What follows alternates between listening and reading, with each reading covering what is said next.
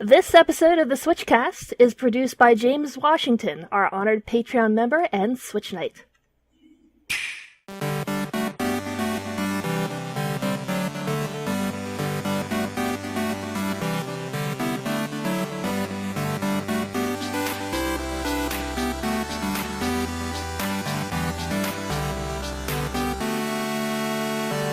Hi everybody, I'm KC. And I'm Rin. And who the heck is this intruder? Hi. What are you talking about? I've been here before. You don't remember me? Yes, exactly. I put your picture up by the front desk, told them not to let this person back in. Oh. And this is the SwitchCast, the podcast for the Nintendo Switch Prowler. Ooh. And yes, we have back one of our regular Rin the stand-in, basically. Nice. She is our regular friend and visitor on the podcast, and our resident Monster Hunter Meowstress. And Minecraft lover and Stardew Valley promoter and everything. Yes, you've been on a few times for your various specialties, and all of your specialties, I feel like Monster Hunter is the one thing that we kind of, it's almost a tradition on all my podcasts that Rin is by law has to be here to talk about that series with us. So, and a little bit of Pokemon too, I feel. Oh, of course. Oh, yeah. Well, maybe when Let's Go Pikachu comes on, we'll have at least a sound clip of you for that. All right, sure. Which one of those are you getting, by the way? Eevee or Pikachu? Pikachu I'm actually getting. So standard. So cliche. Well, I mean, if you could evolve Eevee, I would totally get Eevee. But since it's just regular old Eevee, So, okay, regular Pikachu better than regular Eevee. Yeah. Okay, I can see the point in that, yes. And especially if they have the hold items, they've got things to make Pikachu even competitive without evolving. Anyway, I'm having a late night myself actually tonight. I just got back from our Switch Fest for September, and I got back just in time to not hear anything from JV, who is coming back from PAX West, where he had his most recent panel, and his plane was delayed 24 hours, which I thought was going to be good news because, they just announced this Nintendo Direct, and he'll come back and we'll be able to talk about the Direct together if we delay the show. And then this morning, something very bad happened, and they delayed the Direct because earthquake in Hokkaido. Mm-hmm. Yeah, that's terrible news. I mean, yeah. I hope everything, gets sorted out. I believe they have power back on to about half the city now, but there's still, a ton of, I can't even imagine. I just think about the things that have to happen to get people back to a normal life after something like that hits. And it overwhelms me just to think of just the people who have to go and actually handle that and straighten things out. I get panic attacks just imagining it. So I really hope things get sorted out. And yes, we're going to, though, go on with the show for today. And Rin, you have been playing, in addition to, obviously, you're here to talk to us mostly about Monster Hunter and maybe help introduce a whole new breed of players to the series. We're really going to dive in depth, because Monster Hunter is not just another title, right? I really can't overstate how important it is. Yeah, and I don't want to say it's difficult. Well, I mean, it is hard to get into. It's a hard game to get into, It's easier now than it ever was before, but it's not a simple game to get into. But it's awesome. So. Yeah, and it is, and this is something that might not be obvious to players in the West. You might not think of it this way, but Monster Hunter is, at least, I mean, last I checked, and it's not something I've kept up with in the long run, but it is typically the best-selling game series, period, in the world. And I was shocked when I thought that can't really be serious. Pokemon has to outsell it. I was about to say, I would expect at least Pokemon to outsell it. I was shocked by how much. I mean, Japan alone contributes very heavily to its success, but other countries, especially in the East, put it over I mean, the last time I've checked the actual numbers might have been in the 3DS ones that I played. What's the one with the Caravaneer? 4 Ultimate. Okay, 4 Ultimate might have been the last time I looked into this, but all the sales of like that one, they outsold even the Pokemon games. Wow. Like if you took the both versions combined even. And, wow. It was a ridiculously popular game. So it's like one of those things like Americans don't know how, or we don't appreciate how big soccer is, right? You know, like we're like, what's soccer? That's that stupid sport some people play on the other side of the ocean. No. Yeah. Monster Hunter's the soccer of video games. We don't appreciate it here, but it is huge. And I think this is the best chance we have to maybe expose the West a little bit more to it and get a whole new flood of people to understand it. Yeah. The soccer of video games. That's very apt, actually. Thank you. Now, how long have you been playing the series for? Just give what's your background in gaming again, just to kind of recap. Oh, sure. I mean, I've been gaming for as long as I can remember. Like, I got like the OG Game Boy when I was like 5 years old for Christmas. That was like my first video game thing that I owned. But I was playing on like my cousin's NES long before that. I got that an Atari, was it 7800? But like all of my games were like 2700, so they were really crappy.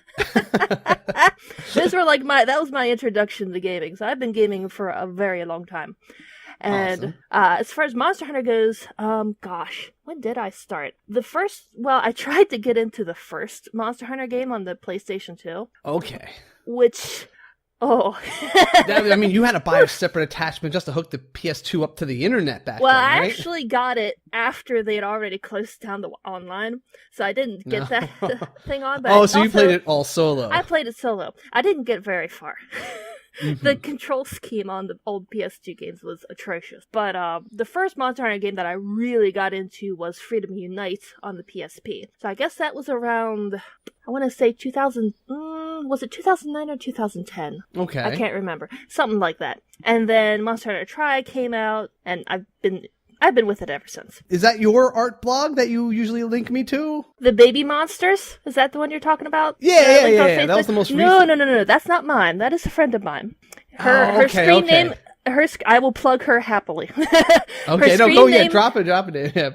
Her screen name is Inkose, and she has a comic on DeviantArt. Her account on DeviantArt is Macarnivore, like macaw the parrot and carnivore. Macarnivore.deviantart.com. And she has a very long-running Monster Hunter comic, which is very, very good, and you all should go read it because it's hilarious. Was she the one that drew the picture then of the Kangaskhan? No, that was my art. Oh, that was you. Okay, that's why I thought art. It was your art blog. I just saw. No, okay. The babies were the Monster Hunter stuff was Inkose, and I do actually have a Monster Hunter blog, but it's kind of on hiatus at the moment because Tumblr's being an idiot and flagged it as inappropriate for some reason, so nobody outside of Tumblr can access it, and it's a pain in the butt. Wow! And didn't you for a brief while you did a little podcast with my old friend Adele there, and you guys had a little the Poke Village Hunters, and you do a couple times? Yeah, we had a few episodes of that. That was back during your the Pocket Players. Yeah. All right, so that's the background. I'm always excited to really dive into this. So we're going to spend a lot of time on the Monster Hunter and analyzing this series as a whole, really, and kind of delving into this game and where it lies. Because I mean, I think it's fair to say that no one game really stands out too much from what came before or after it. They're very much like a slow, gradual evolution then, right? Is that a fair analysis? The Monster Hunter team has said that Generations and the one that just came out on Switch, Generations Ultimate, is kind of the Street Fighter Alpha version. It's kind of a spin-off, so it did add, they were free to be more experimental with it than they would have with like a main series Monster Hunter game. Mm-hmm. But that said, it's still very much the same core experience as every previous Monster Hunter game before it. Right. So talking about 1, I feel like we'll have a chance to kind of just talk about the series as a whole, and maybe just the little changes that came with this. And maybe we'll give some people a little guidance on how to get started. Since there's no direct, we're actually a little less news than usual this week. So we're going to breathe a little bit and talk a little more about the games as we play them. All right, so you ready to go? Sure.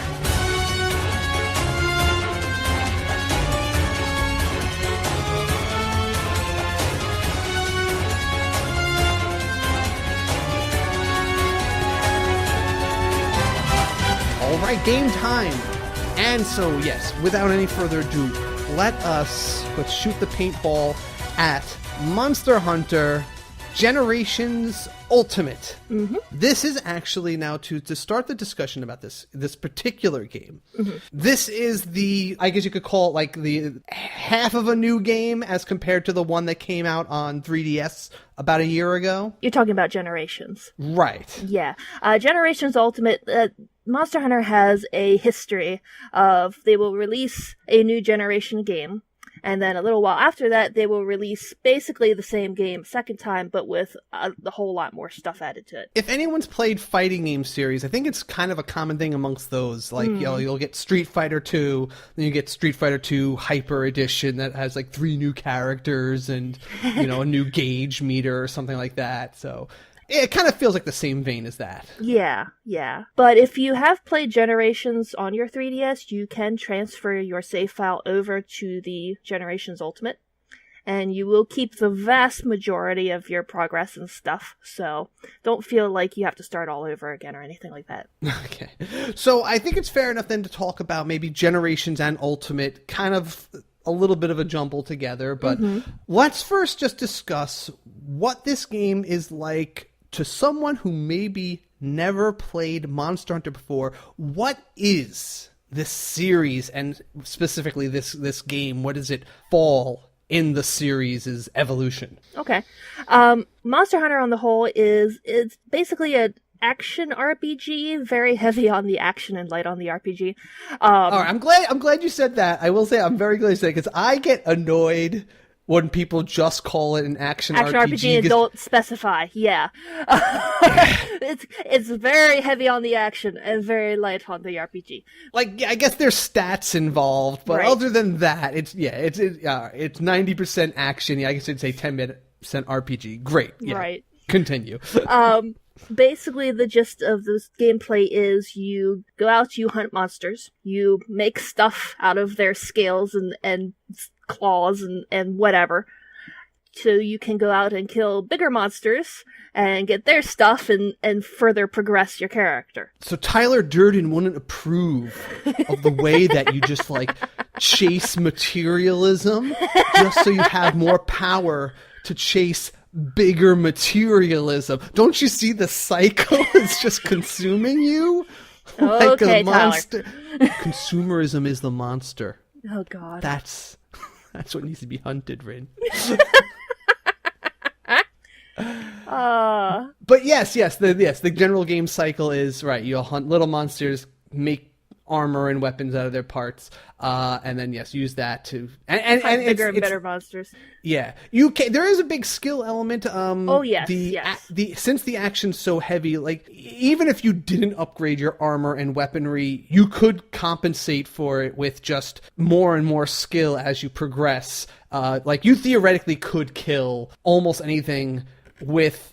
I guess you could potentially run out of time if you're just not able to deal enough damage. I was about to say, you would probably run out of time, but you're right for most of it. Like, it's a thing in Monster Hunter to do, like, naked runs, where you try to, like, kill, like, an endgame big monster with no armor at all. Okay, just a good weapon to kill it with. Right. And, yeah. That's kind of what it feels like to be a gunner, honestly. I feel like I'm always naked and just one shot will kill me. Gunners are pretty squishy. But Monster Hunter is a game where you cannot button mash. And yes. No, you need, even with like the smaller, faster weapons, it's a whole lot less button mashy than a lot of other games. You need to be very careful about not getting hit. Careful is the first thing I always have to teach people who play this. You do get used to, in a lot of games, they've taught us, players in general, that even early on, I just go up there and I just have to learn how to be as aggressive as possible and, really bring the fight to them. But Monster Hunter is a game that forces you to play defensively because you are way more frail than the monsters, and it's a fight of endurance, right? And you just have way less hit points, and you have to make sure that you only take hits very rarely, and it's a calculated hit or calculated risk that you've taken that, all right, sure, he hit me, but he didn't hit me with his like finisher move, like a really powerful attack, and I got in some good damage as a result. Exactly. Yeah. Also, I think one of the big things is these are all like, it's basically boss monsters. Everything's a boss monster. There's some stupid little missions you could take where it's kill these minor monsters. Or gathering quests where you go out and pick flowers. Very rarely are those required. Later, after like the first few, let's say, levels of the game, they really don't make you do those anymore, other than if you wanted the actual materials to make something. Right. Or to show you how hard it is to kill things that you're not supposed to fight. I remember my friend Hermes, just yesterday, he was telling me how long he was stuck in a fight where the mission was just go out and gather some mushrooms. And then something really, the monster of the area came at him, and he was like, I can't kill this thing for an hour. I was like, well, the mission's just collect mushrooms. Right, you're supposed to run away. Yeah, they're just showing you there's stronger things out there. Yeah. To use that to kind of jump off, there are the different weapon styles. That's a very big aspect of the game, is that there's a pretty good variety. Yeah, you have the great swords, which are kind of like the flagship weapon. It's very simple, but it's just a big, giant Cloud Strife style sword. Except that you don't wield it like Cloud Strife, because he just kind of wings it around like it's made out of paper mache. True. Great swords in Monster Hunter are very heavy, and they are slow, and they hit very hard. But you have to be very deliberate about how you hit, because it will leave you wide open to get attacked. Yes, and they're very big. Like they do most of their damage if you can charge up a shot. So you have to wait and stand still and just kind of know the monster's not going to move, or it's going to move into your shot when you're ready to release your charged attack, which is it rewards knowing how it moves. And it also can be used as a big giant shield, which is a nice defensive option it has. Also, you can upswing people. That's always fun. Launch them flying through the air. That's right. It does have a good launching attack, right? You were a very big fan of the small, fast weapons, though, right? As yeah. So first there's the sword and shield, but you have the variant. You do the dual blades. I do, yes. But the sword and shield is it. A lot of times it gets marketed as being newbie friendly, and it kind of is, because one of the things that the sword and shield lets you do is use items even while your weapon is drawn, which is something that none of the other weapons do. So if you're getting smacked around a bit more often than you ought to be, it's a lot easier to chug a healing potion with a sword and shield than it is with anything else. Yeah, I mean, that's an important aspect of how the game play is that when you will be using items often, but to use an item, you have to generally sheath your weapon and hope the monster isn't trying to kill you, because items aren't just like instant use. Right. You have to, your character you can't pause the game and like nom 50 cheese wheels like you can in Skyrim. Right. Yeah. Nothing ever freezes unless you're in one-player mode, but you can pause the game then. But even then, if you want to use an item, you have to find it in your inventory while the action's going, and then your character stops to chug it for a second. And if the monster's still attacking you, he will knock you out before you get to drink it, and you'll just be in a worse situation than you were before. Exactly. So, but yes, sword and shield's nice because you can keep your shield up, and you can chug a drink quickly in between attacks, which makes it a pretty safe utility. But that said, it's less so now in the newer games than in older in the series, but sword and shield can be a little hard to kill monsters with, because it's not the hardest hitting weapon out there either. Right, because it doesn't have a lot of raw damage, and I think later in the game it compensates, because you can get weapons that like do fire damage or lightning damage, and monsters have different weaknesses, and once you kind of build up like, oh, I have a weapon for every different element,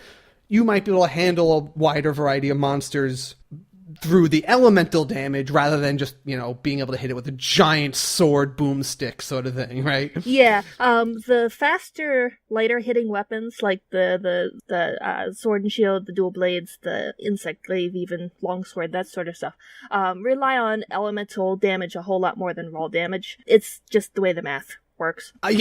We'll touch upon it, but there's a lot of crazy math in this game that you don't have to know to get into it, but it is stuff that it's just good to know that it's there, and as you get deeper into the game, it'll become more important. Mm-hmm. So, next weapon is my favorite, which is dual blades. So you're just like, you know what? I like the sword and shield, except for the shield part, and I'd like another sword. The one sword is good, two swords is better. This is a tricky weapon to use because it does it has no defensive option aside from dodging. So yes, you have to be careful. It's very fast and flashy, and allows you to be a little bit more reactive than a lot of the other slower weapons would be. Mm-hmm. It's very anime because you're doing like spinny attacks, and you go into your crazy blood dance mode or something like demon that. Mode, demon dance. Yes. Yes. You can go have it ups your attack power and such like that. You fill up a little gauge while you're attacking stuff. But yeah. And then we have also let's see, just some of the general ones. We have like there's the lance. There's the lance, which is the super defensive weapon that it's just a super long. It could poke enemies. It feels like sometimes from a half the stage away. But it also has another really big shield that blocks even better than any of the other weapons. And does it still have the counterattack mechanic? Think so. I remember that being introduced in the Wii U one, but not the Wii U, in the Wii one. Yeah, and try. I'm pretty sure it's still there. I don't lance very often. I'm very bad with defensive weapons. It's super slow, though. When you draw that weapon, you are just this slow, tanky guy. But, it's another really safe weapon, and it does really good damage the way it pokes and can just, reach parts, like maybe a weak point that other weapons couldn't quite, reach. Mm-hmm. And then there's variations on a lot of weapons, like there's a gun lance if you don't like... just having a big stick with a point at the end. How about a stick that has a rifle attached to it, basically? It's a stick that goes boom. Basically. And it just has it's really cool when you do that rapid fire thing where it's like bam, and then it kind of he flicks it around to reload a shot. Yeah. And or the wyvern fire. Where you kind of sit there and you charge it up and boom. Boom. You shoot this big giant flame cannon out of it. That's, pretty crazy. Then there's those crazy looking ones like the switch axe and the switchblade. Or is that Charge what they're blade. called? Charge blade. Mm-hmm. Right. A transformer axe, isn't it? Pretty much. It starts off in axe form, but you can switch it into a faster sword thing. And Charge Blade's kind of similar in that it starts off as a sword and shield, but then it turns into a big axe. Insect Glaive, how does that one work now? That was introduced in the last generation of games, right? Yeah. Basically, you have a pole arm that you fight with, and you also have an insect called a kinsect who sits on your arm usually, but you can use it to attack a monster. It doesn't do a whole lot of damage. Its purpose is to get you buffs. Because you can flick it at a monster, and depending on where on the monster it lands, it will gather a particular color of essence. And you collect these different colors of essence, and it will give you different buffs, like attack up and defense up and that sort of stuff. But the cool thing about the Insect Glaive is that it's lets you jump around a lot. Oh, right. It's the gymnast one, right? You can pole vault off of it, and it's probably the best at jumping on a monster's back sort of thing. Yep, exactly. Yeah. It's pretty cool. Hammer. Now, Hammer was, as far as I remember...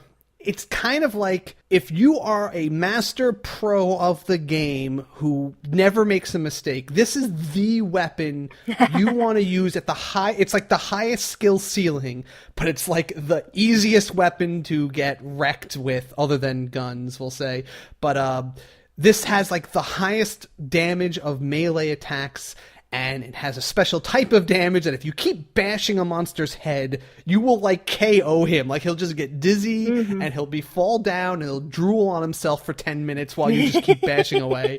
And it's just this ridiculously cool, heavy club type weapons that but they have no defense other again than being able to jump around a lot. I don't know that it's the hardest weapon, and I think Greatsword might out DPS it just slightly, but well, it's one of only two that does impact damage, which is what knocks it out. Real key why I think like that the fact that it does that specific type of damage, I think that's what gives it the edge in terms of whoever can like kill monsters faster is usually like a master hammer user, as far as I've seen, is just like a thing of beauty. Like they can do the most amazingly baller moves and just take on stuff insanely well. If you're playing online and you're lucky enough to get a really good hammer user, you are set.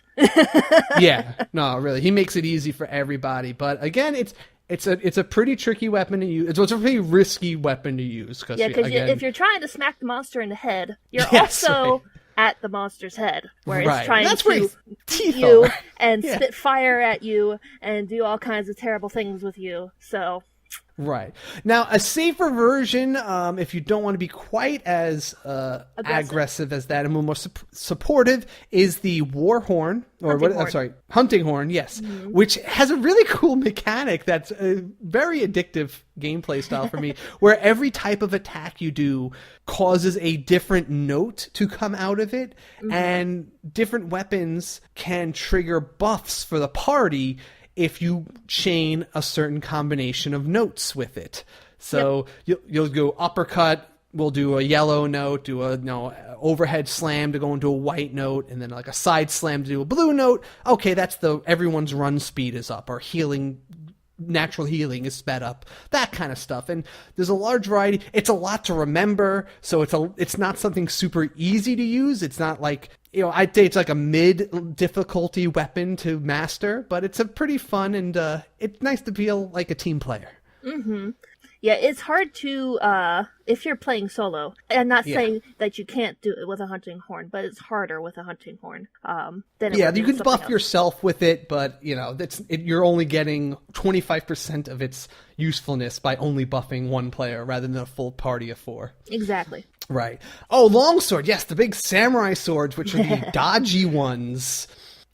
These ones are fun because they're very fast. They kind of swipe, and they have attacks that make you jump out of the way as you do them. So it's very good. You jump in, you slash, and then you get out of the way just in time before the monster can counterattack. So it's a very nice hit and run move for people who like to never stop or stay still. It's a bit of a midway between a great sword and like the sword and shield or the dual blades, in that it's much more faster and maneuverable than the great sword. But the dual blades have a very short range. Sword and shield too.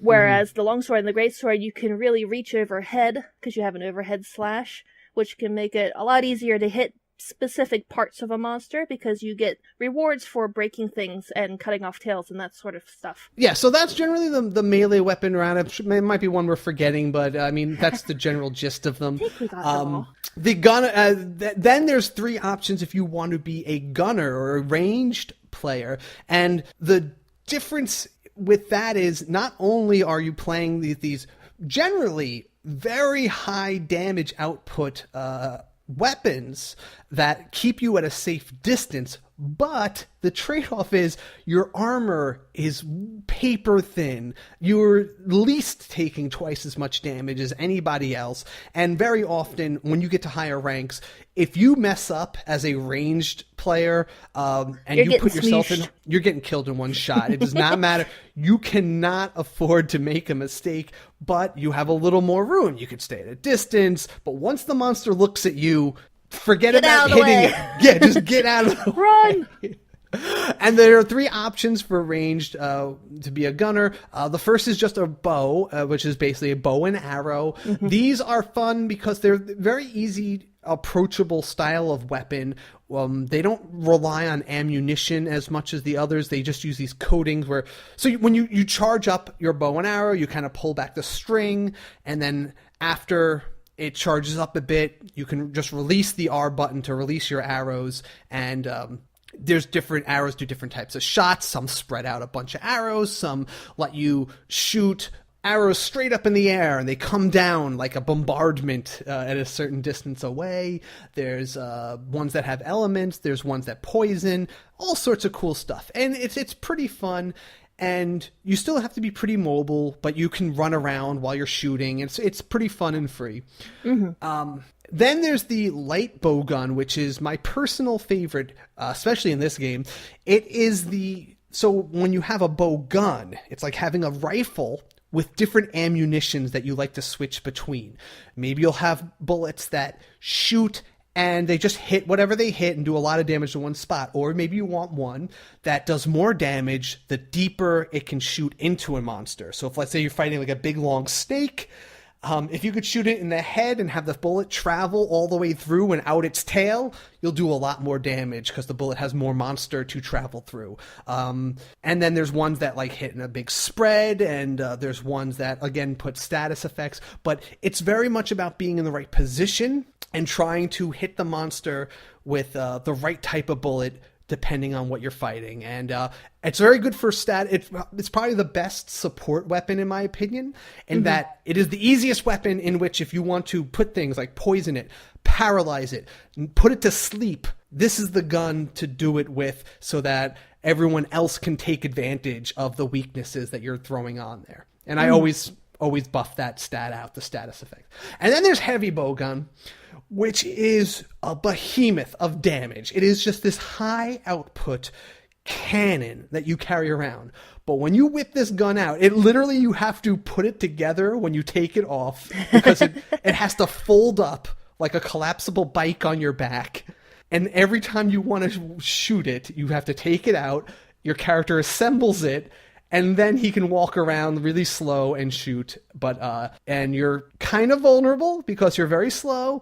You can equip a shield on the front of it in the later games, which is really helpful and makes it a lot more survivable. But you're just doing raw damage with it, and you just have to know when it's safe to be shooting and when you need to put your gun away and run your butt off. Right. Yeah. But you know what? They've added some things in this game that make it a lot more deadly and actually a little more safer than in past games, I'll say. If you know what you're doing, though. I say heavy bowgun, don't touch that until you really know how to play the game. Yeah. Even though we call them ranged, you still can't be 500 miles away from the monster when you're shooting things with a bowgun or a bow. There is a distance away from the monster when you're shooting it with a ranged weapon where you will do a maximum amount of damage. If you're too far or too close, you will do less. Right. And every type of ammo kind of has a different sweet spot. I think the game has good little hints as to when you're in the right spot, because the screen shakes when you're hitting a monster for maximum damage. And you're right, it is pretty close. You're not a sniper with any of these weapons. No. You are still, the monster can usually swing its tail around and still catch me if I'm, not... If you're not careful. Wary. Right, exactly. So you're still in the action, and you always have to be careful because it can just turn around and still kill you with one good swoop. That's, you reminded me of something else I wanted to bring up. With the exception of Monster Hunter World, Monster Hunter games don't show you how much damage you're doing. There's no little numbers. There's no health bars for the monsters. That's the first thing anyone asks me when they watch me playing it. It's like, where's the enemy's health bar? You don't have one. You have to be observant. If you're hitting a monster in a good place, you will see a lot of blood.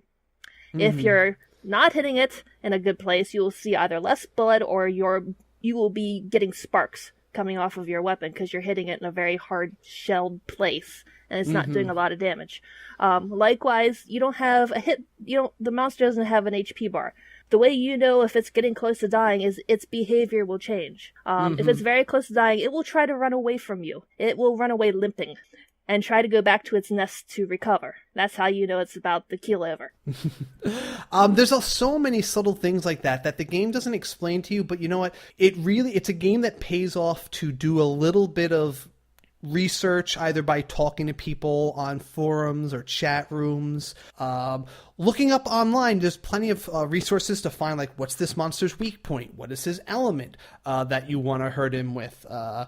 You know, and honestly, even the weapons that you choose, which is why this game, it's very important to pick a weapon and just kind of, when you find one that you like, stick with it and really master it. Because every monster, you know, has different weaknesses depending on what type of shot you're doing. You know, some weapons are considered slashing, some are impact damage, so you might need to hit it in different spots depending on what type of weapon you're shooting or hitting it with. There's a lot of those things that pay off, but you know what? That's part of the joy, is that two people could be fighting the same monster with the same weapon even, and one person will kill it in half the time just because he knows where to hit it, when not to hit it, and, you know, what's worth, you know, doing against it. Yeah, they got better with it in World, and I hope whatever next Monster Hunter game comes to the Switch will have the same quality of life things, because Generations Ultimate came out in Japan at least a year prior to Monster Hunter World came out, which unfortunately did not come out on the Switch. So there are some, if you're coming from Monster Hunter World, if World was like your first Monster Hunter game and you're now trying to get into the Switch version, there are quite a few quality of life changes that World made that Generations Ultimate does not have. Okay. So be aware of those. But I still think it's totally worth playing because there are a lot of things that Generations Ultimate does right that World kind of missed out on. Okay, so like what are some of the things that Generations added that you liked? Well, for starters, Generations Ultimate just has a lot more content. There are so many more areas, so many more monsters, same amount of weapon types, but way more individual weapons than World has. Okay. And, of course, Generations Ultimate has the Hunter's Arts and hunting styles, which are new to the Generations and probably aren't going to be anywhere outside of Generations, because that's kind of like the spin-off part of it. But how would you briefly describe what styles are in the game? Styles change. Okay, each weapon has six styles now? I think they added two with Ultimate. Yeah. But 6 different styles, and they all change the way the weapon handles in specific ways. So you have Guild Style, which is your standard bread and butter. If you've been playing Monster Hunter from the beginning, this is what you know. That's Guild Style. You have Striker Style, which rolls back some of your abilities, so you don't have all of your abilities from Guild Style, but it compensates for this by giving you more Hunter's Arts, which are these abilities that you can use, these special abilities, that, like you have a gauge that fills up as the fight goes on, as you deal damage. And then you can use these special abilities and you can customize which abilities you want to use, and there's all different ones for all different weapon types, and they're all crazy. And most of them deal like massive amounts of damage, but some of them have like heals that they do, and there's all kinds of stuff. There is, what's the other ones? There's Adept Style, which is my personal favorite. Well, that's the dodgy one, right? Yeah, that's the super animu dodge. Basically, if you time a dodge correctly, when a monster is about to hit you, you will do like this awesome corkscrew attack dodge through the monster's attack, and you will not take damage, and you will actually damage the monster if you have your weapon out. That is a lifesaver if you are, especially if you're a weapon that doesn't have a shield like yours, you know, like the dual blades. You rely on your dodges. It's a thing that rewards you for not just getting out of the way of the monster, but really knowing, you know, the last minute you can dodge and living on the edge like that.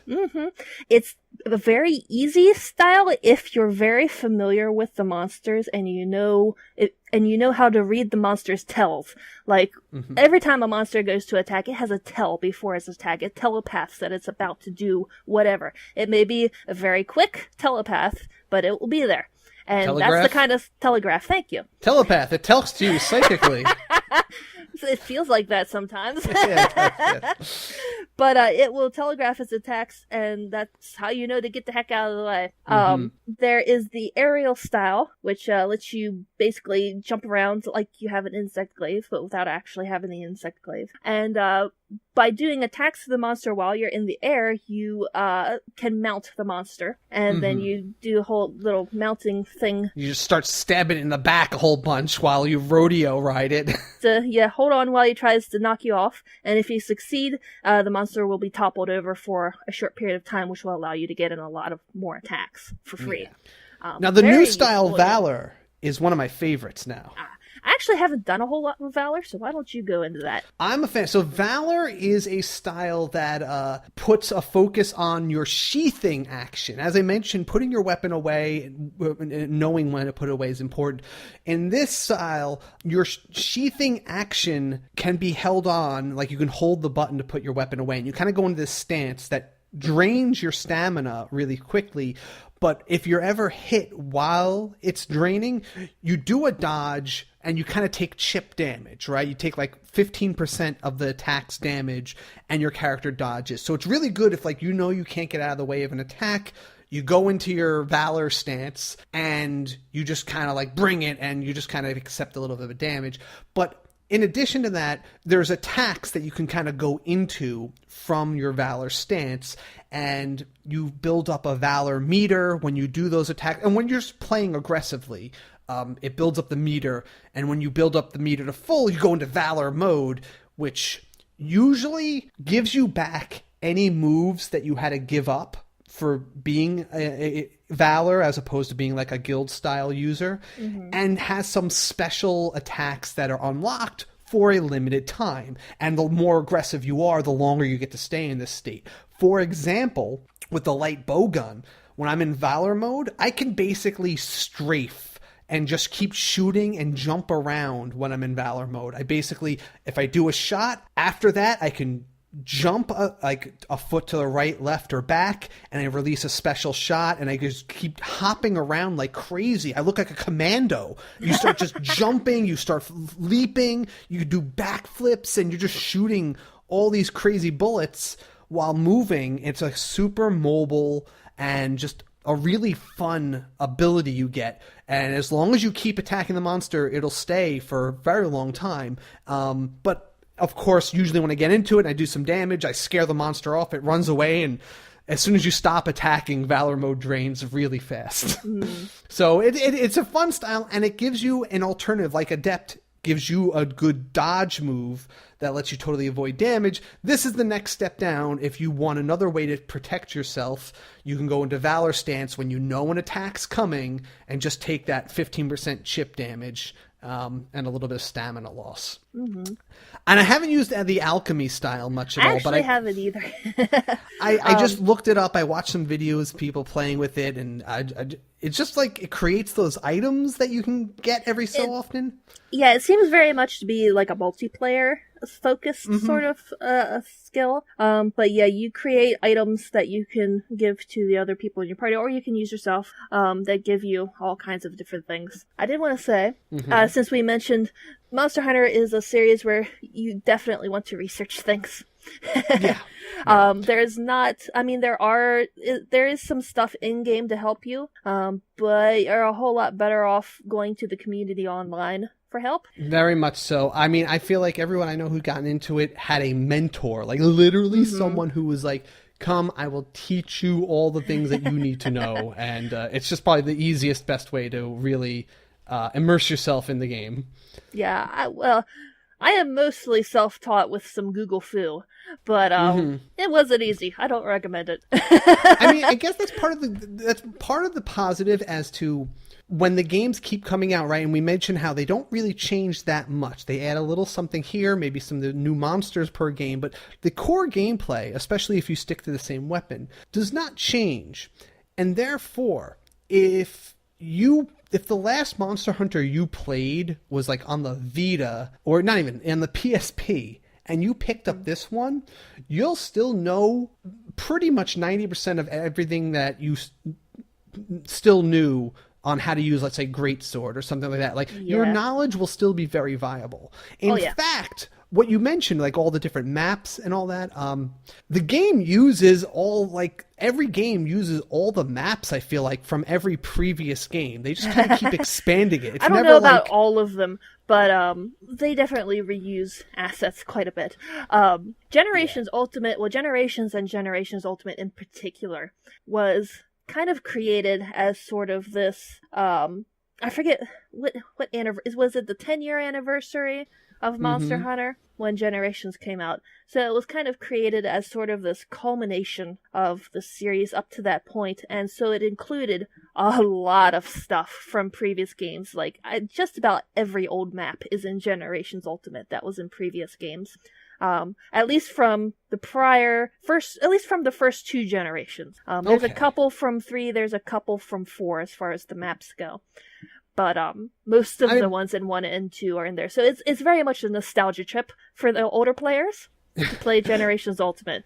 Because I feel like I've gone to Poke Village in the last 4 games, and that same mountain that's there, and it's kind of comforting because I still always know. It's like I know this mountain all the way. I know all the little fastest way to this zone. I know the village. I know where the guy who has the armor. I know where, I kind of know these places that we go to. And I don't feel like I have to learn everything anew when I pick up a new game. It's just like all my old knowledge is still viable.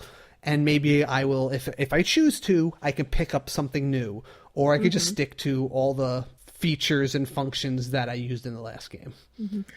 And if you want to look up stuff, yes, my personal favorite resource is called Kiranico.com. It's KIRANICO.com. It's a massive database of like every Monster Hunter game back to like 3 Ultimate. And it has like everything you would want to know: monster weaknesses, what stuff they drop when you kill them, and all the different weapons and what you need to make them, and just everything. Going back to like what you mentioned about like the math that the game does, you could also look up on like a site like that the very subtle things that if you want to achieve real mastery of the game that you'll want to pick up, like when you're using Greatsword. Again, it's an easy weapon to pick for examples like this, but you do different damage depending on which part of the sword hits a monster, which is something most any other game like wouldn't go so granular,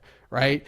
But you'll go on Kiranico, whatever it is, and you'll see like, oh, that's the sweet part of my blade if I hit it in the middle, where I'll do like 20% less damage if it hits the tip of the sword and all that. It's just like knowing those little details to optimize your game, and it adds up. It might only say like it's a 5% damage difference here to there, but then you're like, well, 5% over all the hits I do. Wow, that adds up to a big difference. You don't need to know that, right, to be able to play the game sufficiently well.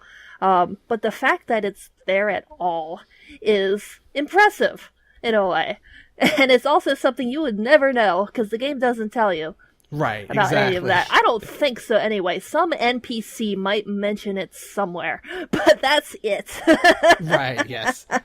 I guess it is, and since you mentioned the NPCs, I guess it is worth just at least mentioning the cursory attempts the game does at having a story. Generations Ultimate is particularly poor on story.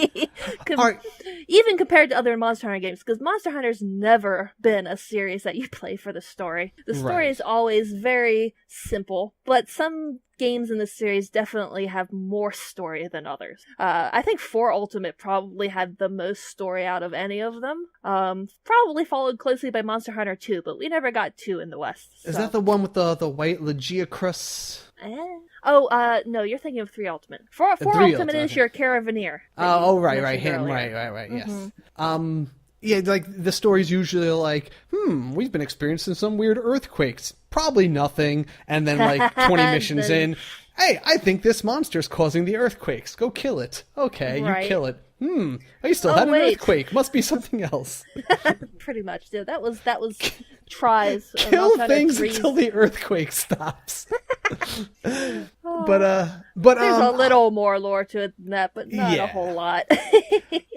I do think it's worth mentioning, and I will tell people, this is the first time I've played any game like this. I've literally been playing this game through skipping the text. Oh, no. I never do this in games, but I was really just so anxious to start playing the fights and getting into the actual like battles and getting my characters rank up that I just skipped so much text and only kind of slowed down to like look every once in a while to kind of catch up. Like, all right, I read one paragraph. I kind of know where we are in the story. And And you don't need to like read any of that unless you want to, but I haven't had no problem playing through the game, skipping 90% of the text and then just like going wherever people tell me the next quest is, basically. Mm-hmm. And it's been quite sufficient. I always read the quest text. That's because I'm a lore nerd, though. I have to pick out every little thing. It's true. They always have some weird little story. Again, not necessary and never really affects it, but they'll say something like, I was delivering pineapples to my great-grandniece, and this something came out of the shadows and stole my basket. Kill that thing, will you? Some of the quest requests that you get are kind of hilarious if you actually get to read them, because you're like, really? Really? You're sending me out on this horrifying, possibly gonna kill me mission for this? Really? Really? Okay. I think it's also, I think since we're talking about the lore and stuff, I think the one aspect we really have to explain to people is the felines and their role kitties. in this whole world. I love felines. They're awesome. Like such great mascot characters for the series. Well, there's a couple. They're called Linians. And you have the felines, which are, as you said, kind of the mascots. They're typically the kind of beige with the brown on the face. Okay. And the brown ears. Those are felines. They come in different colors. Like all sorts of... You can have your own kitties, by the way. Yes, the palicos. Awesome. They're called palicos. Calico pals. Right. That's great. There's so much on the puns, and they're so hilarious. They help you hunt things when you're hunting solo, and they can be very helpful and useful, and you can actually also play as a palico, and when you do that, it's called a prowler. Mm-hmm. That is it's like a whole nother weapon class unto itself, and they're adorable and awesome, and if played well, they're actually quite effective. Don't brush them off just because they're kitties. Yes. And there's like all different kinds of palicos that all specialize in different things. There's a lot of stuff. Yeah, like there's a whole sub game you can play of sending them on quests to get you extra items, training them, dress them up in tons of different ways. Oh my god, the armors, all the different armors and the weapons are so cute. Yes, they really are pretty cute. And I love that they're not humanized cat people. They're just cats on their hind legs. They are 100% like cat proportions, that just walk on their hind legs and carry knives. And talk. With terrible, terrible cat puns all the time. But they all the time. But the sound effects are actually so like they're actually make cat noises that it's sometimes I think it was one of the developer or the producer's cats. They actually recorded for the sound effects. But yeah. I believe it, because I sometimes can't tell if it's my cats who are actually like saying, hey, we're hungry, stop playing Monster Hunter. Aw, that's adorable. But it does add a great Linians. amount of charm, and they are like this like cool, resourceful little friend of humankind in the game. And then you have the Malings, which are another type of Linian, which are basically look almost exactly the same as felines, except they're black with white on the face. And they are little thieves. Oh, yes. And they will smack you in the butt when you're out running around trying to kill a monster, and they will steal your stuff. And they're still adorable, but you just gotta smack them a few times. Yeah, if they hit you during a fight, and they don't care if you're being chomped on by like a Godzilla monster, they will still be trying to pick your pocket during a fight, and you'll have to like whack them in the face to get your items back from them. And it's a great little thing, because actually that's an important part of these battles, is that when you're fighting a monster, it's not just that you're fighting in a vacuum. Every location has environmental considerations, hazards, elevations, other monsters that don't care that you're having a fight for the eternity in front of them. Exactly. There's a lot. In fact, that's the thing that ticks me off more than anything else. I hate those bullfangos, those big boars. My God. They are just the most annoying thing, because I feel like every time I feel like I've lined up like the shot I want to take on something, one of them Here just comes the bullfango. They sideswipe you and they just knock you over, and they don't even do a lot of damage, but it's just your guy goes flying and you end up rolling. It's just very frustrating. Oh yeah, bullfangos, Rhinopolis, conchus, Every generation of Monster Hunter has come up with some other tiny little pest. Yeah. And the bugs. Don't forget the bugs. Oh, right. Yeah, little insects. They sneak up behind you and they poke you with a stinger and you are paralyzed. And then you're dead. Now, we can't talk about, I mean, there's so much that we could talk about, but I think that the only thing left we should really tell people about and talk about is, what do you think is the best way for someone to get started who maybe this is their first game in the series? Mm-hmm. What are some of the most important things they should know about the game right off the bat? Okay. Well, first off, what we said about button mashing. Mm-hmm. You know, don't expect to be able to just sit there and trade blows. You'll die. Don't do that. Research. You know, you don't have to do every single quest that they offer to you in order to rank up. So don't key feel quests. Like you have to do absolutely everything. You can look up which quests are considered key quests, and that will help speed things along. Mm-hmm. Upgrade your stuff as much as you can, because that will help you. If you're hunting new monsters for the first time and you kill it, first thing you do, go to the blacksmith, see what he can make for you. Mm-hmm. If it's better than what you have, or if you just want it, make it. Oh, you know, that's actually one of those interesting things. That's one of those aspects of the game that's never explained, but I think a lot of people, including myself, didn't get right away, is how skills are unlocked in the game.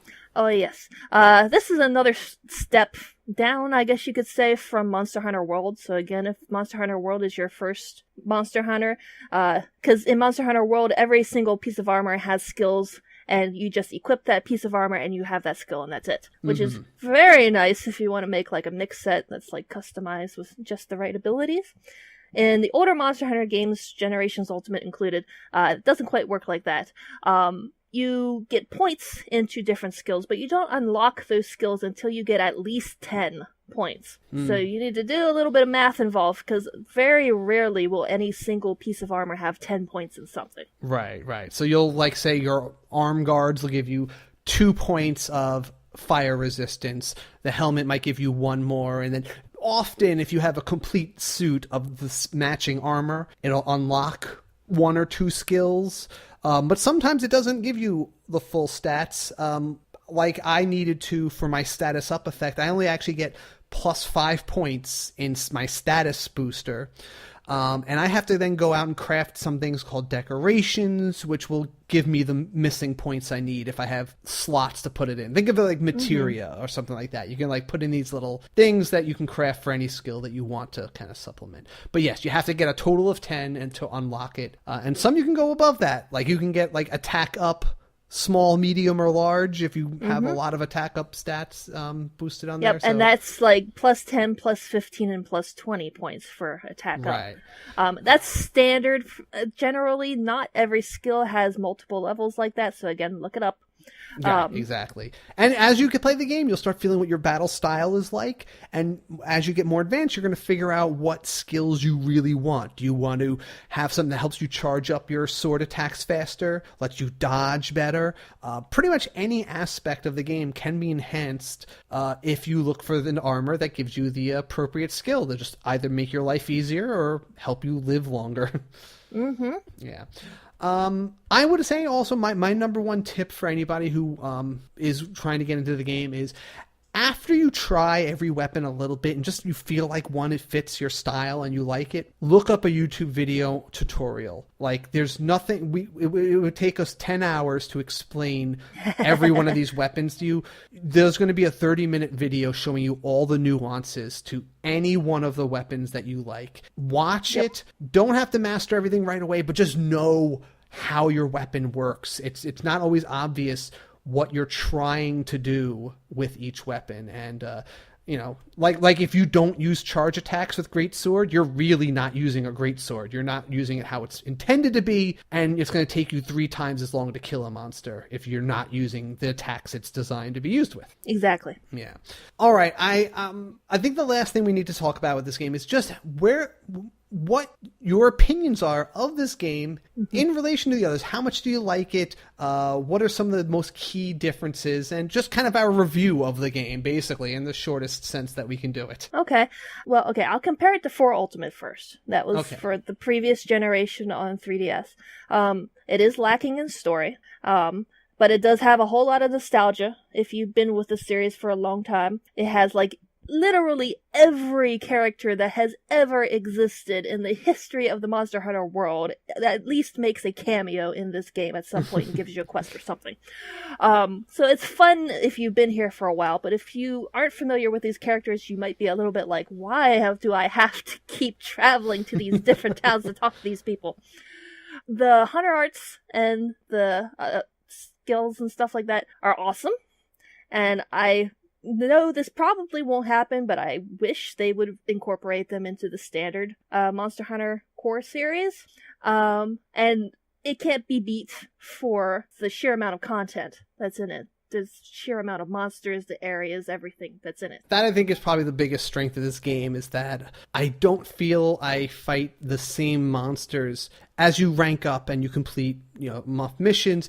In previous games, I feel like I maybe fought one new monster or so every level. In this, I feel like every time I go up in rank, it's a completely different pantheon of things I'm fighting. Yeah. And definitely. and that means there's a lot more different types of armors that I can make and different styles I can wear, and it's really cool. That variety of what I'm fighting, and the ways you fight them is pretty cool too. Mm-hmm.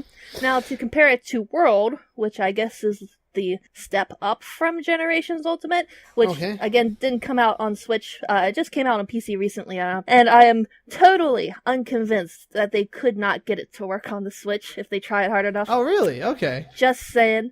I think they would definitely have to tone down the graphics a bit, but honestly, I would not care in the slightest if they did. I mean, I'm already playing it on, like, the lowest quality graphics settings because my computer's, like, 4 years old. So, and it still looks gorgeous to me. So, I'd be totally fine with that. The online infrastructure might give them trouble, too, because Nintendo's not the greatest with its online, so... How would you evaluate this particular game's online? That is a big key factor we didn't really touch upon. Generations Ultimate? It's the standard Monster Hunter Online has always been, which is that you create or you join a hub. Where is it still only 4 people in a hub for Generations Ultimate? Yeah, only 4 people can join a hub. Yeah, that's the maximum amount you can take onto a quest is 4 people. So you can join a hub with 3 other people and go on your quests. And I haven't had any issues with it as far as, like, disconnects or anything like that. They give you a decent number of search options, like you say, what rank, you can specify. mission. Yeah, you can specify what monster you're looking to hunt. That doesn't guarantee that when you go into the room, they will actually be hunting that monster. That's true. Which is a little annoying sometimes. I will say, in handheld mode, it's one of the easiest ones to chat in, because being able to type on a Switch is way easier than, at least in handheld mode, than typing on a PlayStation or 3DS. You still have, like, the little keyboard, but but compared to, let's say, other handhelds or even console versions where you typing on a controller is just the hardest and most annoying thing in the world. So you always have that option. But I've been playing with a lot of Skype lately too, which is great. With that in mind, Skype, I mean Discord, on the Discord chat. Yeah, there's no voice chat, so you do need, if you want to voice chat, you do need a third party like Discord to chat on. That said, they do have like shortcuts, so that you can, press something and your character will say something that you've planned out ahead of time. Which can be nice if you're in the middle of a hunt and you want to be like, hey, let's capture this thing. Right. Or, hey, can you please cut its tail? I need it. That sort of stuff. You can do that. And you can also, they also have automatic things. So let's say somebody faints, gets knocked out. Your character has an automatic thing that you can choose to say when he faints. So you can be like, oh, it's okay if you want to be nice. Yeah, right. No, I'll tell you, that's one of the things about this game in general is it's cooperative. And the thing is, only 3 deaths are allowed to happen. After the 3rd death, even if it's the same person who dies 3 times in a fight, or 3 separate people that die, that's when the mission fails and it's quit. And nothing feels worse in this game And in any game, I can think of when you're the person who faints because everyone A gets less reward, and B, you've just put them one step closer to failing the mission entirely after putting in time and effort. And since it's so cooperative, it's something that makes you feel like I don't want to be the guy that loses this for the team. In fact, I feel more driven to win than any competitive game because it's I don't like making my friends suffer because of my failing. Right. Yeah, it's just an interesting aspect that I think no other game really captures like that. But I've had a lot of fun online, and there's always that interesting phenomenon with the way this game works is, especially if you're a new player, this is good to know. If you play, especially if you come onto, let's say, the Discord chat or anything like that, what's going to happen is someone who's like rank 20 is going to go and help you beat all your first few ranks for you. Like, honestly, he's going to come in, he's going to like kill monsters in 2 minutes, and you're going to go up in rank, and you're going to get to like rank 5 in like the first 2 days if you play for any decent amount of time. Then you're going to have a friend who starts playing. And he's going to ask you to help him get up to your rank. And you're going to go back and you're going to fight those level 1 monsters and help somebody else out. And then you're going to go up another 5 ranks and you can help all your friends come up to level 10. And it's just weird, like, I don't know, it's just like this weird leapfrogginess that happens with ranks. Whoever's the highest rank just kind of helps all his friends get up in rank so they can all join him and fight the really starts. Yeah. And fight the, It's unusual for a game with multiplayer to be so cooperative, but Monster Hunter does it very well. Yeah. All right, I think that's a great place to leave this off here. I hope we gave everyone a good idea of what the game's about, why it's such a big deal, and why so many people are picking it up now. Definitely, I cannot stress enough either watching some videos on playing your weapon and joining the Discord chat to talk to all of us and play with us. I've been playing pretty much daily right now. This is the game I've played with more members of the community than anything else before, and I think that that's probably your best bet if you want to, ever wanted to play with me or any of the members of the community. Come into the Discord chat. We're pretty much always ready to go with a hunt. So, and if you ever do want to know anything more about like the story and the characters, I am the person to talk to. So please come on Discord and be like, Rin, share your stories with me, and I will be like, yes, let me info dump on you. We're already in very deep with our recording time, so I think we're going to just go into the news rundown, knock that out, and we're going to go into our Community Pulse topic and end with our System Switch picks, all right? Okay.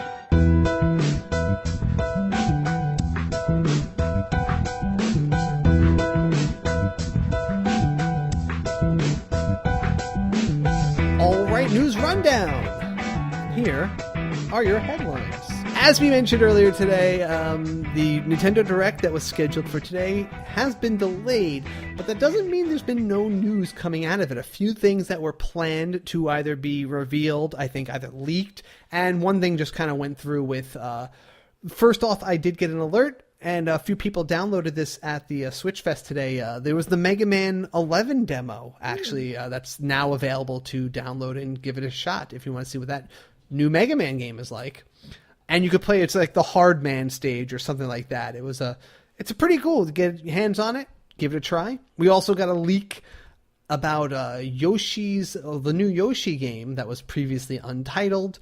It's another one of those like little fluffy plushy version type games. And it's going to be called Yoshi's Crafted World, at least according to the leaks that have been coming out of this today, which fits because it's the sequel from Yoshi's Woolly World, which is the last one.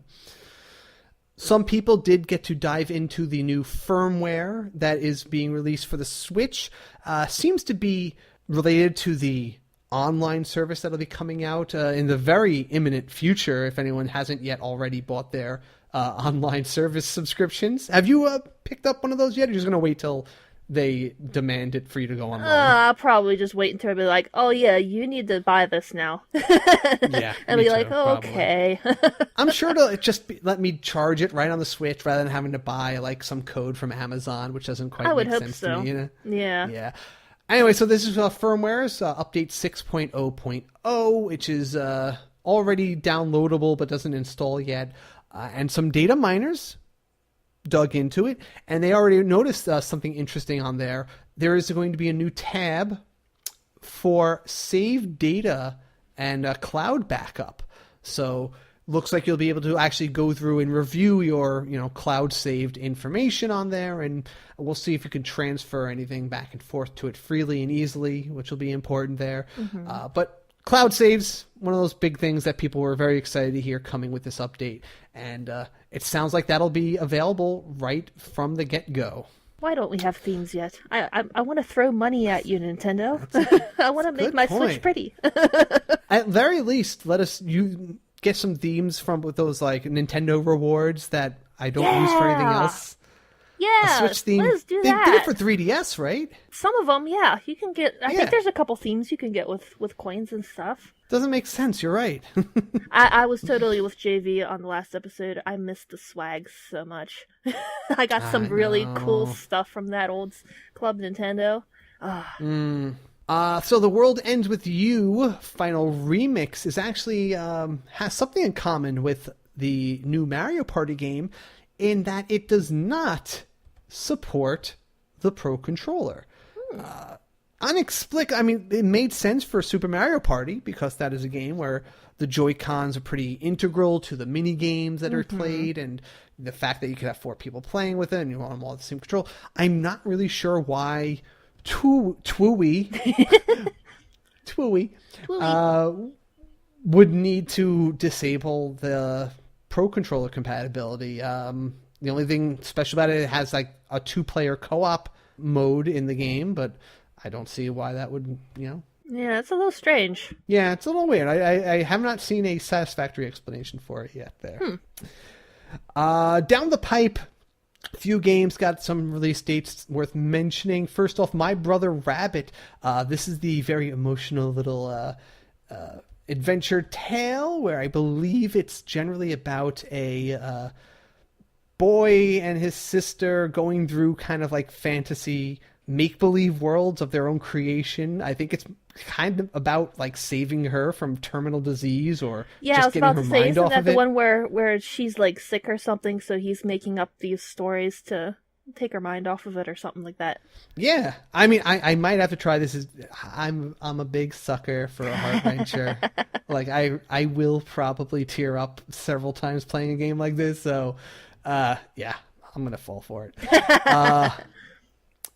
For people who are excited about Diablo 3, this upset, JV's not here to hear this, but it looks like some of the rumors are pointing to it could be available as soon as the day 1 of BlizzCon, which will be starting Friday, November 2nd. So that's not too far off, So we just heard about the game not that long ago, so November would be quite a quick turnaround for people to get their hands on it.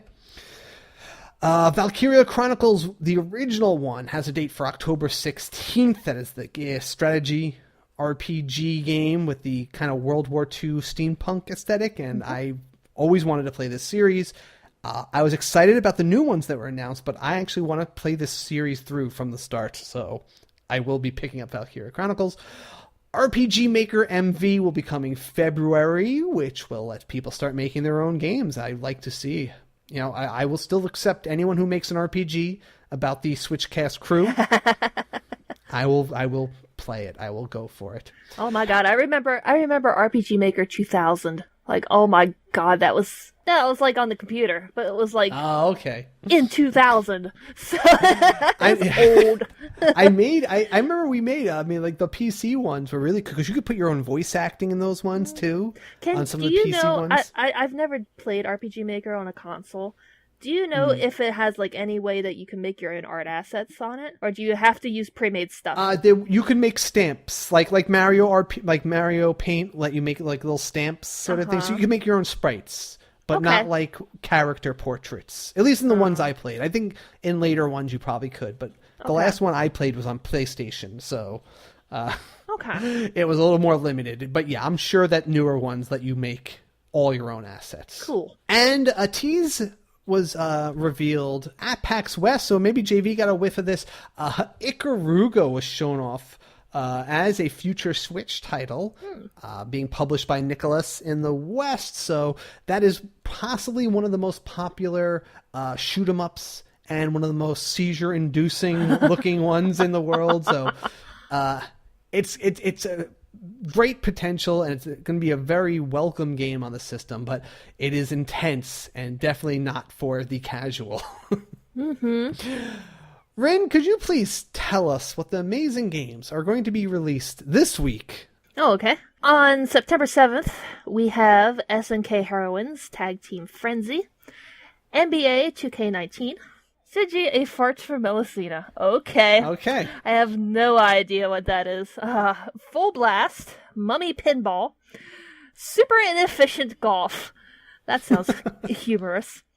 On September 12th, we have Stay, Time Carnage, and Grandpa and the Zombies. All right, that is our news rundown, and so let us close out our show with the Community Pulse, and let's hear all your questions, and finally get to hear what amazing game Rin wants to contribute to our library of System Switch picks.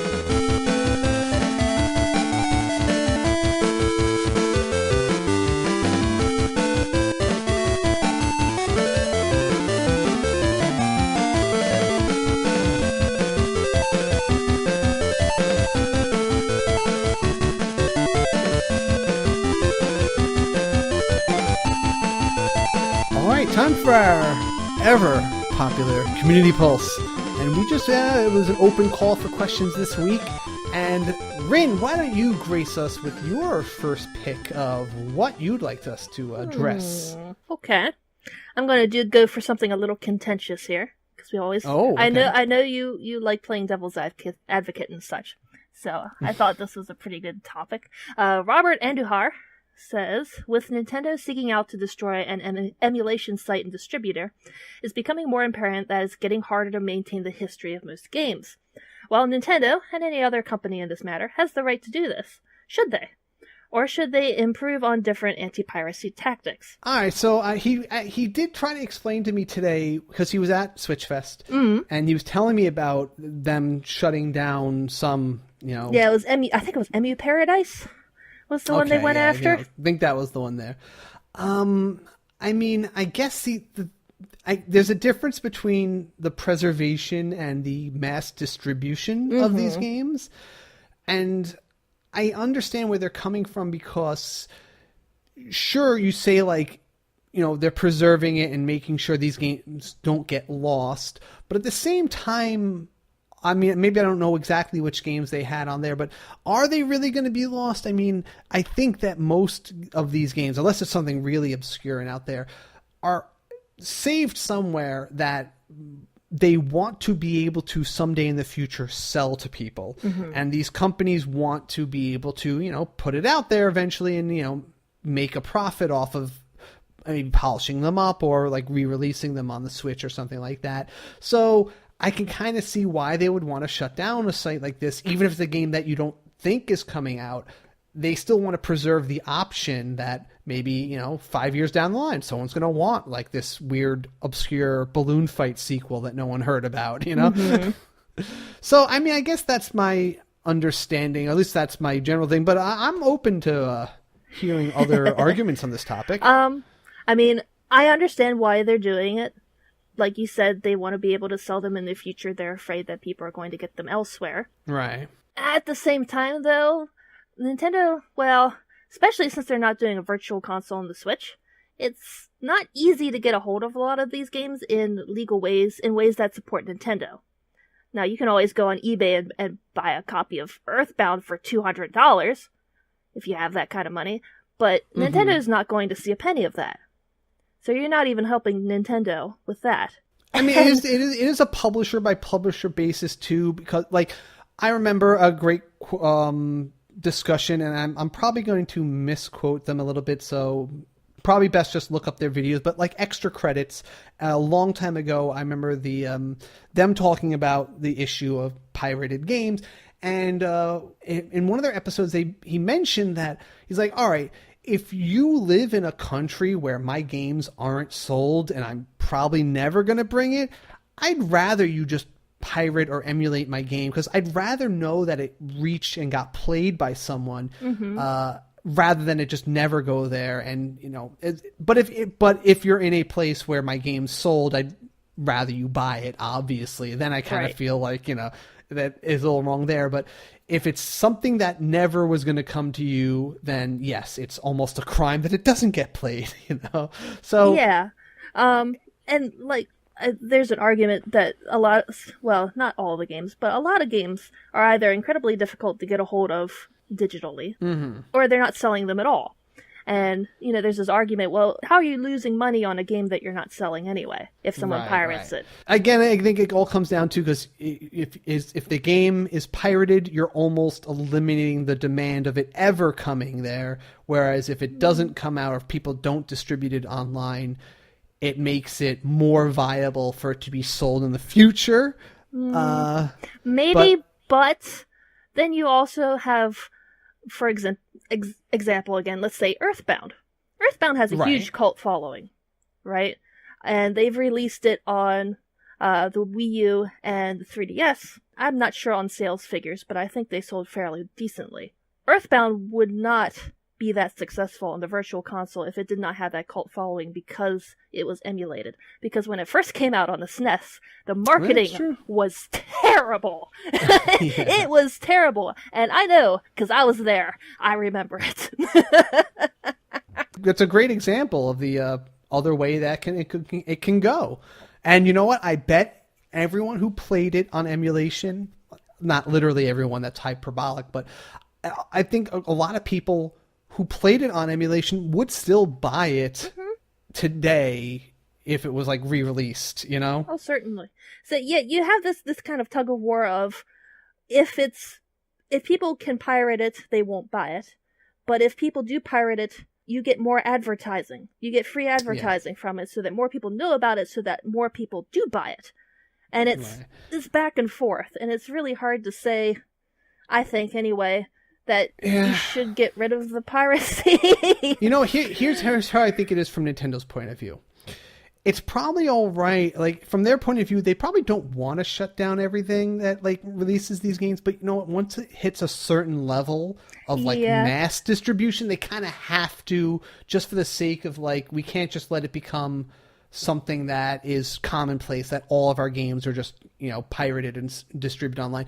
I can imagine there's this would never be an official position, but I can even imagine people at Nintendo being like, look, as long as it's low key and they don't make it a big news story and doesn't make us look bad, we're not going to crack down on every little site that brings it out. Especially if they're not charging anything for it. Right. That's a big no-no. Especially, yeah. It's just when they get big and maybe Kotaku does an article or it gets very popular, it's going to hit a point where they're like, well, we have to now shut it down. And I don't think it's necessarily something they want to do, but they kind of have to do to protect their brand in the long run once it hits that critical mass. Yeah, there's a little bit of, I think it's kind of messed up with intellectual property laws, where companies are kind of forced to go after people, because if they don't, they lose their rights. Right. Which is kind of messed up in my opinion, but I mean, I totally understand why they would then go after them, because they don't want to lose their rights. All right. Joe Thompson actually asked something that I think we've already addressed, but we'll see how this goes. I'd like to hear some discussion on how to help ease people into Monster Hunter, because I've tried the last few that were released for Nintendo systems, and I don't know. I guess I just can't get into the rhythm or something. That was a long sentence. All right, easing yourself into the game. As I mentioned, all those things that we talked about in the big section before, but I think it's probably best to focus on playing with someone you can talk to. If you someone experienced, I think the most important thing is having a mentor, because you can be really easily overwhelmed by all the little things that you have to do to get good at this game. When you get to higher levels, you start having to craft your own healing potions that are more effective. You start having to do these nuanced things that just to make sure your weapon stays sharp, let's say. Lots of stuff like that if you just read an article on it, you're going to get overwhelmed and you're going to want to quit. Right. Find someone who knows the game, who's willing to chat with you over Skype or Discord while you're playing. It'll make it a lot easier to absorb, and you can just grab the most important pieces of information first and slowly learn all the other things, while the earlier lessons just become like rote memory over time. Mm-hmm. Yeah, avail yourself of the community. Come into the Discord chat, talk to us, ask questions. We don't bite, I promise. Right. That's the thing. If there was any other game, if it was any less popular a game, I would tell people don't even bother. It's not worth learning all this stuff. But because this is such a massively popular game, there's always someone to answer your questions and to help you through it. So since you can literally get someone to mentor you through the game, definitely do that. It's how I learned it. And it's how most of the people and now I'm more than happy to mentor others as I try to teach them how to play it. And remember, Monster Hunter definitely has a big learning curve. You are not a bad player because you're bad at Monster Hunter when you start off. Everyone is bad at Monster Hunter when they start off. Okay, you're not alone. So bad. You're not terrible. Horrible. Just breathe. It's okay. Yeah. This is gonna sound weird when I say it, but I like to compare learning to play Monster Hunter to learning how to play a musical instrument, since that's something else I have experience with. When you start off playing a musical instrument, you suck, and it is very frustrating. But once you start getting into it, it is also very rewarding. Yeah, it is super rewarding, and you just feel like, you feel like you've mastered your instrument. Yeah, exactly. Jacob Prowl, if you could have one Pokemon in real life, which and why? Because I love Pokemon. I would say Blaziken, just because Blaziken's my favorite, but there's so many other Pokemon that would be really useful. If you had a Charizard, you could just fly everywhere. How awesome would that be? I would have to go with any ghost type, because having something that can go through walls and tell me what's gonna happen in the afterlife. I mean, that just is such a whole level of ability that I feel is so practical in the real world. I don't know if I want to know about the afterlife, but I don't know, having something that could be like, oh no, I locked myself out of my car. Ghastly, get into my car and get my keys, please. Sounds useful to me. More useful than flying around the world on a fire lizard. Come on. I would totally fly everywhere. Think of how much pollution we wouldn't have if we didn't need cars. Have you seen the jet streams that those tails leave? Those flaming tails? Okay, so ride on a Pidgeot instead. No one talks about the black lung that Ash got after. Black lung, as often as he got fried, he's got worse problems. Paolo Perrotta wrote, I'm a bit OCD. I play one game at a time, and I try to complete it before I buy another. On a scale from no attention span to obsessive completist, which kind of gamers are you? Well, I'm definitely I have my games that I get into, and I get into them for a very long time. But most of the games that I get into don't have endings. So I can't really be an obsessive completist with Minecraft or something, Yes, I get you. I'm not a completionist, but I do like to just play one game. If I wasn't doing this podcast, I always say I would be playing the same game for about 2 or 3 months at a time before I bought anything else. But that's thrown out the window when I have to review another game every week. So I still always have one game that I'm slowly going to work my way through. Monster Hunter's taking that over now, but I still want to beat Octopath Traveler. I need to work on that too. It's on my back burner at the moment. It's probably going to be on mine. I think I'm going to hit a point where I get to a comfortable rank in Monster Hunter that I could always pick it up and play with anyone I want at any given time.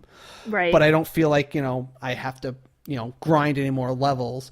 But then I'll make Octopath my main game and then just kind of jump in just for multiplayer on Monster Hunter. I'm going to turn it into a purely online game for me eventually. Faeror's Dragon wrote, direct predictions are always interesting. I've also always wondered, what are your guys' top 5 Switch games? I can't go into that here. I'm probably going to save that for the end of the year. That's a whole other...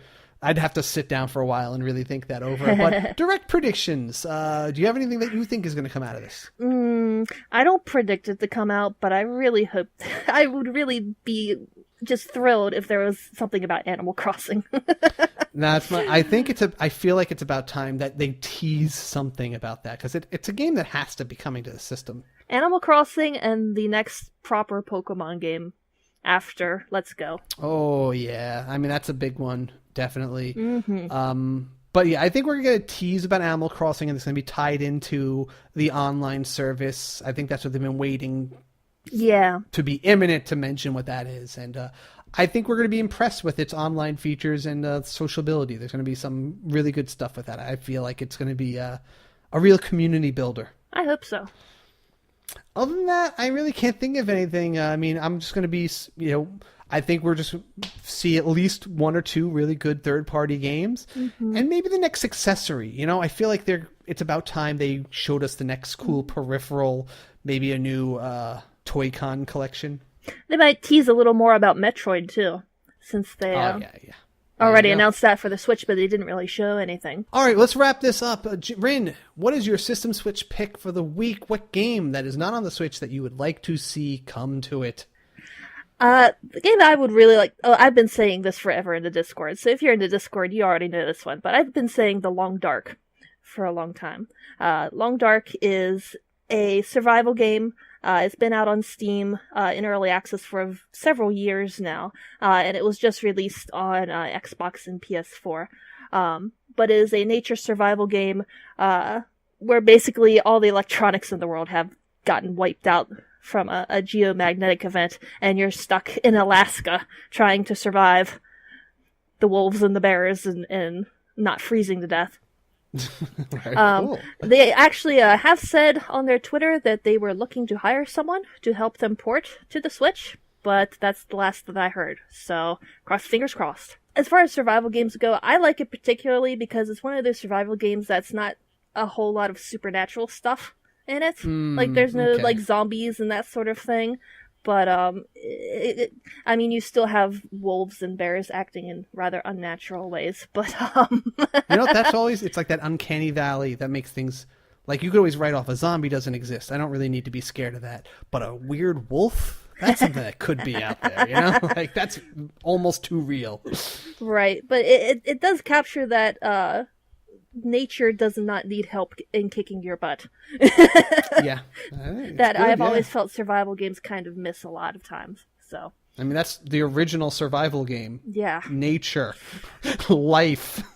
My pick this week is, I was rummaging through my old my old cartridges from my GBA and DS's while I was looking for something in my closet. And I stumbled upon a game that was a really favorite RPG series of mine, Summon Night. Summon Night was a really cool... it was a kind of a steampunky medieval setting, but it was usually based around one character you'd play as, and you'd get some sort of spirit partner that you would team up with for the game. In some of the series, the last one I played, you would just pick from one of 4 different allies you got, and they would determine what kind of support spells you got throughout the game. But the way it also worked was that so it would be a top-down, exploration-based, very heavy exploration-based RPG with a town, usually the same town you'd start as your hub. You would craft weapons. It was big on crafting, so it's also a little Monster Hunter-y. There were different classes of weapon, and the way battles worked is it would switch to a side view battle mode, kind of like it was pretty much the same as the Tales series. If everyone played the Tales of Destiny or anything like that, where you would move on left or right, you could hit an attack button, you had different types of attacks to do, and then you would activate spells from a menu. But it was a real-time battle mode, and you would jump around, a little action-y. It was pretty fun, and your little spirit friend or your little sidekick would be there too, helping you out. It was a really fun. And what I also liked was the one I played last was about one dungeon, not only this one hub town, but it was just about this one dungeon that you were trying to get to the bottom of. And you would just go deeper and deeper every time you visited it. You try to go down a certain number of levels.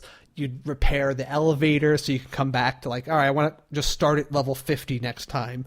And you would just kind of keep plunging into the depths of this one contiguous dungeon that I thought was pretty cool, and go back to the surface, craft some better weapons, maybe do a little storyline, and go back down there. Anyway, it was a fun series, really colorful, and GBA was just a great system. So yeah. All right, that is our episode. Rin, thank you so much for being here. Well, you're very welcome. And filling in for our AWOL co-host. He ghosted on us again. He ghosted. What was your line? You said the great line at before we recorded. I said, how can Steel be his favorite Pokemon type when he ghosts so much? It's classic. Classic. Oh, right. poor Jamie. Well, again, everybody, hope you enjoyed this show, and until next time, switch it up. Thanks for listening.